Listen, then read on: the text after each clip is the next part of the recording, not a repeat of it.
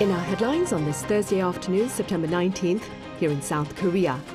President Yoon Suk-yeol embarks on a 4-day official visit to the Czech Republic today in support of broader business ventures between the two countries, including a major nuclear plant project.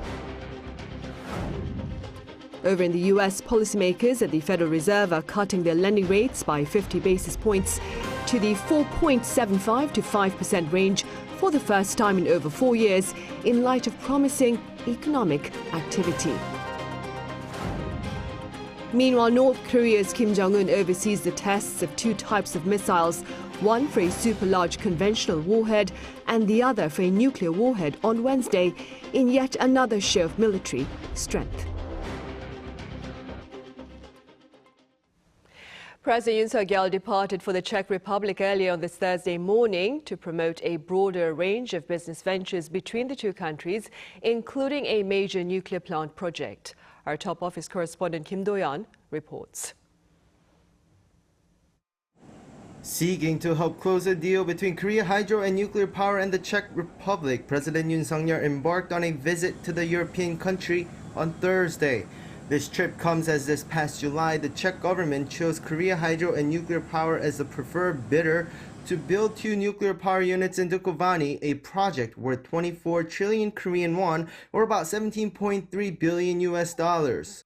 However, there have been appeals against the Czech government's decision by the two sides also competing for the project, US company Westinghouse and France's Électricité de France. Westinghouse claims the Korean company doesn't have the license to use a nuclear power tech owned by the US firm, while EDF claims the selection process wasn't transparent.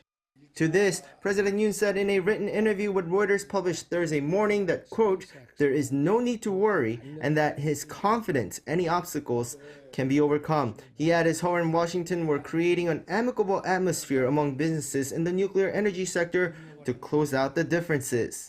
As for the summit, the top office also said the trip will serve as a means to establish a nuclear power alliance between South Korea and the Czech Republic. The President, during this official visit to the Czech Republic, will convey Team Korea's firm commitment to the successful completion of the nuclear power plant project and will actively engage in sales diplomacy as the nation's #1 salesman to secure the contract. A nuclear power alliance between South Korea and the Czech Republic is expected to be established through this visit. The 4-day visit will start with an official welcoming ceremony in Prague and a summit with Czech President Petr Pavel, as well as an official banquet. On Friday, he will meet with Czech Prime Minister Petr Fiala and travel to the city of Pilsen to visit nuclear power production companies. Coming back to Prague with the Prime Minister, Yoon will sign MOUs in fields including trade, investment, and advanced technology, signaling cooperation beyond the nuclear power sector. The Czech Republic is also known for its manufacturing capacities, especially in automobiles. More than 100 companies from South Korea are already operating in the country, and to enhance economic exchanges, the two nations are set to sign a trade and investment promotion framework during this trip. Meanwhile, Yoon will also be accompanied by a business delegation made up of officials from more than 50 South Korean companies, from conglomerates to small businesses. Kim Do-yeon, Arirang News. Also, in related news, the Czech Republic's top diplomat to South Korea believes the upcoming summit between the heads of the two countries will serve to enhance their strategic partnership. Our senior correspondent Oh Si-young covers his remarks. South Korea and the Czech Republic are expected to ramp up their strategic partnership this week as President Yoon Suk-yeol makes an official visit to Prague on Thursday. The trip comes after a South Korean consortium led by Korea Hydro and Nuclear Power was selected as the preferred bidder to build the first 2 units of Czechia's Dukovany nuclear power plant. We have to accomplish the final agreement, which should be signed around March next year. But there is a lot of work to be done because this final agreement is the final document that will actually prove that the KHNP will be the bidder and what will be the conditions, in a sense of a time, a sense of the money, and of the financing, the localization projects, meaning the participation of the Czech companies in the whole process. Yoon's officers said South Korea would assist in the localization of nuclear energy capabilities through deeper industrial and technological cooperation as a so-called nuclear power alliance. According to Czech ambassador to South Korea, Ivan Jančarek, this will be just the starting point of broader bilateral cooperation. With more than 100 Korean companies established in Czechia, the Central European country is an essential partner and base to expand into the European market for a diverse array of industries. So actually, machinery and industry is very important. Automobile sectors are very important.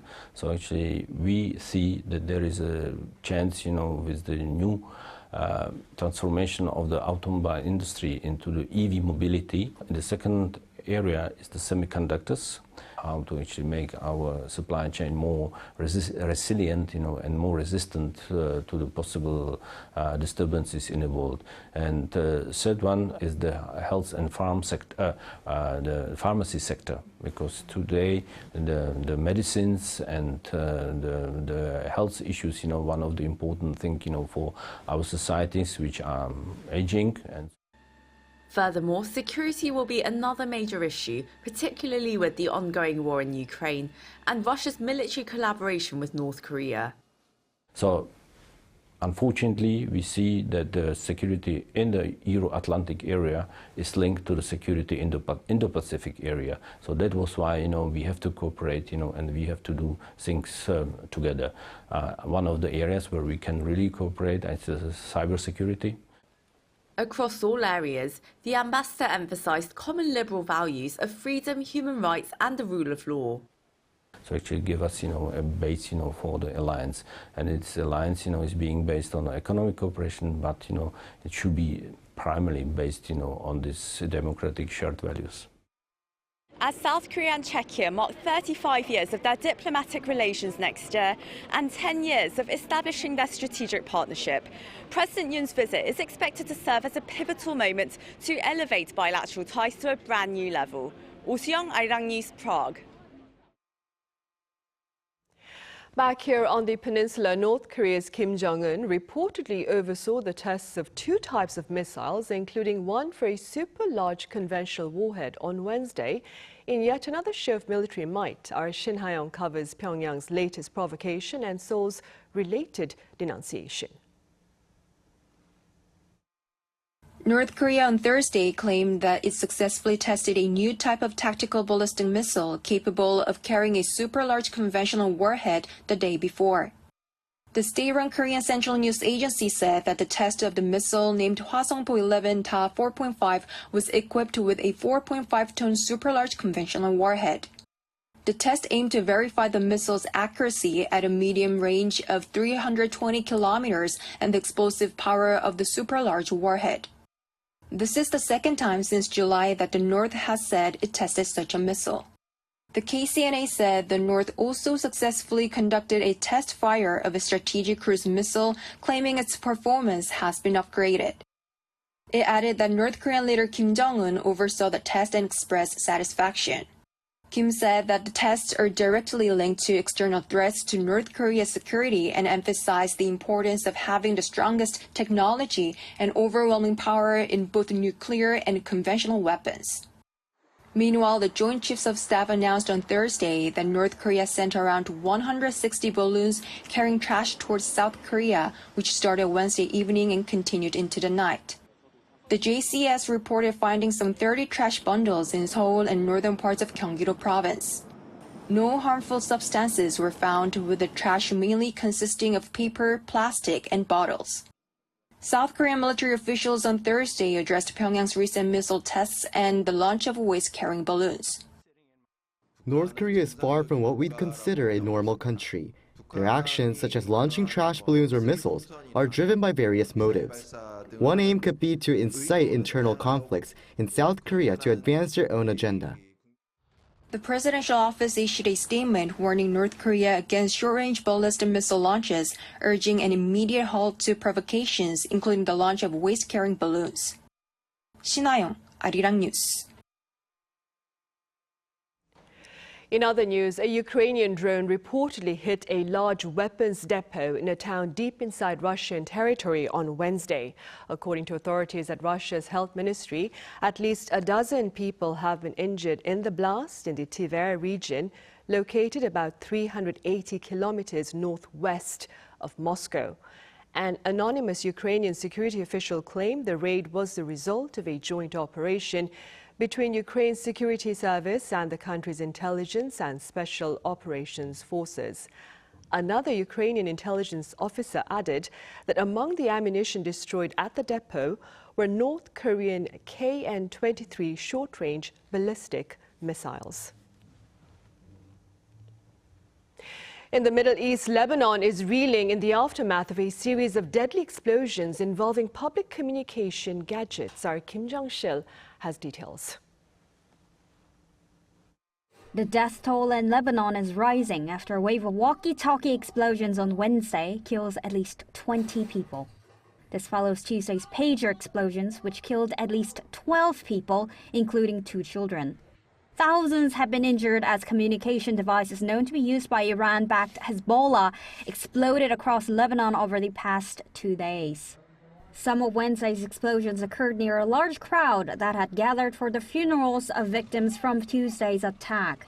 Israel is widely believed to be behind both attacks, further escalating tensions in the region. The United Nations Security Council will hold an emergency meeting on Friday local time. Meanwhile, the UN Human Rights Office said on Wednesday that the widespread explosions are shocking and their impact on civilians unacceptable. There must be independent, thorough and transparent investigations into the circumstances of these mass explosions. Those who ordered and carried out such an attack must be held to account. On Wednesday, the UN General Assembly passed a resolution calling for Israel to end its, quote, unlawful presence in Gaza and the West Bank within 12 months. 124 member states supported the non-binding resolution, with 43 countries, including South Korea, abstaining, while 14 countries, including the U.S. and Israel, opposed it. White House National Security Council spokesperson John Kirby told reporters on Wednesday that the U.S. was not involved in the Lebanon attacks and declined to confirm Israel's involvement. Kim Jong-sil, Arirang News.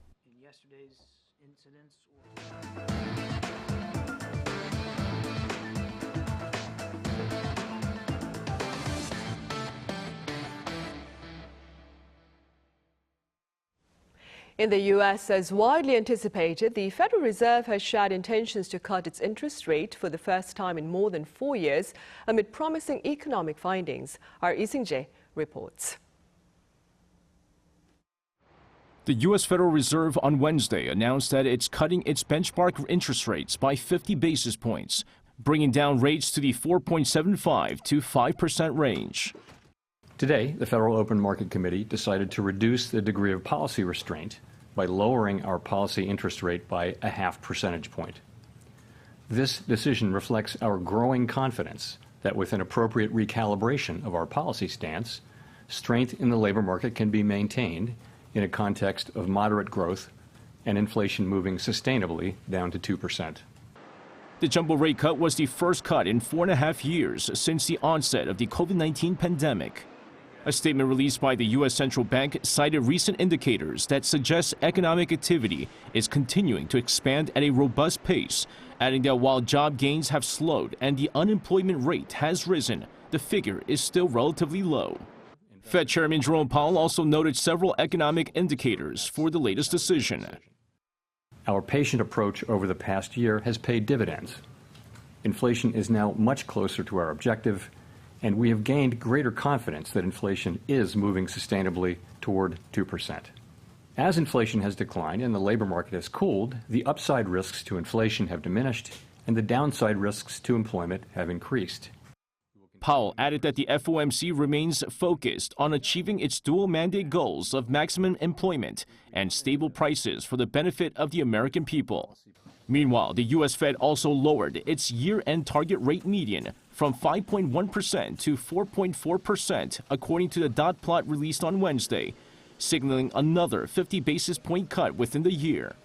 It added that the median benchmark lending rates are expected to drop to 3.4% at the end of 2025 and 2.9% by the end of 2026. However, Powell suggested a more careful approach for the rest of the year, saying that there is nothing in the economic outlook summary that suggests the Federal Reserve is in a hurry. Lee Seung-jae, Arirang News. Back on the local front, more than 80,000 of Korea's youth who have been unemployed for over 3 years fall under the NEET category, that is, those not in employment, nor in education, nor in training. Now, this is according to findings by Statistics Korea released on this Thursday. As of May this year, there were 238,000 young people aged between 15 and 29 who had not been employed for more than 3 years. Among them, 34.2%, or 82,000, fell into the NEET category. The data also shows the total number of unemployed youths hit its highest level in 3 years back in May. TVs by Samsung Electronics have ranked #1 in a U.S. customer satisfaction survey for the second year in a row. According to the 2024 American Customer Satisfaction Index, Samsung TVs also took the top spot for product quality, service and service experience. Moving up 2 points on year to score 84 out of 100. The findings point out the boost in consumer satisfaction coincides with Samsung's dominance of the global TV market for 18 straight years. Company research links its strength in the television and home appliance markets to its cutting-edge customer care service. And Korea's exports of hybrid electric vehicles hit an all-time high in August. According to the Ministry of Trade on this Thursday, overseas shipments of hybrid electric vehicles surged almost 62% last month on year, with their export value amounting to $1.07 billion, the highest ever. Now, this latest performance surpasses the $1.06 billion recorded in April last year. Meanwhile, the total value of auto exports thus far this year stands at over $47 billion.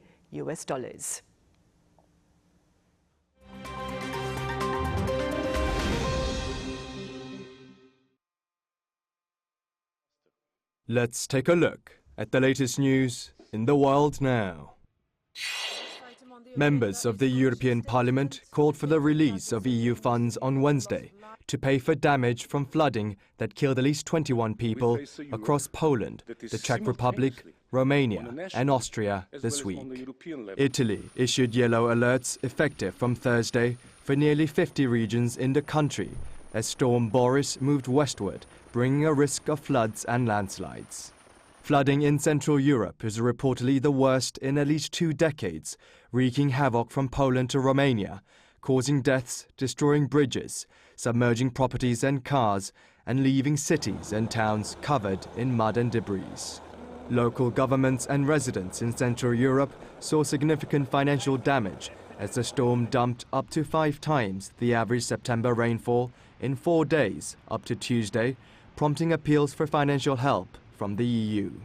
Czech Finance Minister Zbigniew Stanjura suggests the European Parliament approve an amendment to the budget to include flood relief on Tuesday, saying that damages could total $4 billion. Europol on Wednesday said the encrypted communication platform Ghost, known for its use by organized criminals for large-scale drug trafficking and money laundering, had been dismantled in a global operation. Europol also said the investigation led to the arrest of 51 suspects from mostly Australia, with additional arrests made in Canada, Ireland, Italy and Sweden. Australian authorities on Wednesday charged the app's alleged administrator, 32-year-old Yoon for supporting a criminal organization and profiting from criminal proceeds following raids conducted over 2 days in 4 Australian states. Australian police said that they had prevented 50 people from being assassinated, kidnapped or seriously injured by monitoring at least 125,000 messages and 120 video calls since March. Europol also touted the bust of a drug lab in Australia and a global seizure of weapons, drugs and over $1.1 million in cash, with its executive director praising the collective effort to bring down what she called a lifeline to organized crime. Google on Wednesday won a challenge against a $1.66 billion antitrust fine imposed by the European Commission. The American tech giant had been accused by the European Commission of using its market dominance to force websites to use its AdSense platform over other search advert brokers between 2006 and 2016. While the Luxembourg-based General Court mostly agreed with the EU competition enforcer's assessments, the judges annulled the fine, saying that the European Commission had failed to take into account all the relevant circumstances in terms of clauses it found to be unfair. Google last week lost its final appeal against a $2.7 billion antitrust fine from the European Commission for unfairly using its shopping price comparison service to gain an advantage over rivals. American rapper and record producer Sean Diddy Combs has been denied bail again on Wednesday by a New York judge. Combs, who was arrested on Monday by Homeland Security on suspicion of sex trafficking, racketeering conspiracy, and interstate transportation for prostitution, pleaded not guilty in a Manhattan federal court. U.S. District Judge Andrew L. Carter, Jr. denied bail for Combs on Wednesday on the basis of possibility that Combs may tamper with witnesses following a request for continued detention before trial from the prosecution.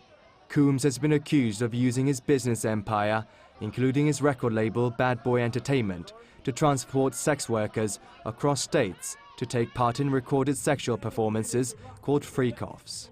He faces sentencing of up to life in prison and a minimum of 15 years if he is convicted of the 3 felony counts. Kim Seong, Arirang News.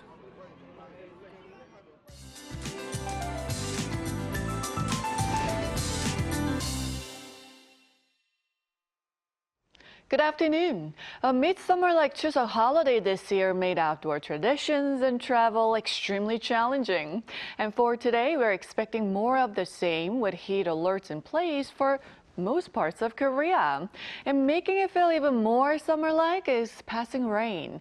And especially for the capital and inland regions, we could see up to 60 millimeters of heavy passing showers. But relief is on the way. There is a heavy nationwide rain in the forecast to bring autumn to the country.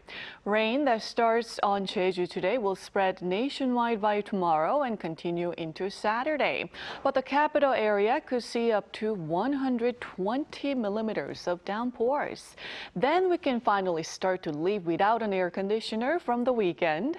Morning lows should go down to the upper teens here in Seoul. But this afternoon looks like being a scorcher with a high of 33 degrees Celsius here in the capital. Daejeon, Daegu will be topping out at 35 degrees. Now that's Korea for you, and here's a look at the international weather conditions.